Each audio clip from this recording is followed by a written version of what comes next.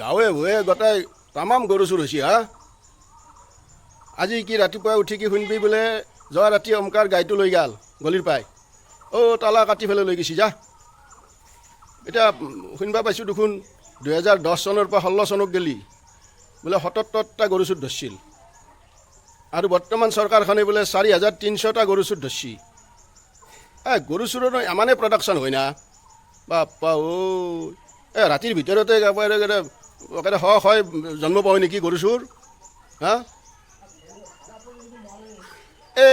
আমিও সজাগ হ'বৰ হৈছি জনসাধাৰণ, কাৰণ আমাৰ চুপাতেই বা যাৰ গৰু চুৰ আছে সেই চুপাৰ মানুহগিলাই যদি সজাগ হৈ গম পোৱা যাব যে অমকাই গৰু চুৰগিলা কৰি থাকে, গৰুগিলা চুৰ কৰি থাকে, তে আমি যদি সজাগ হওঁ, আমি গম পাওঁ, এগিলাখানক ধৰি দিব লাগে।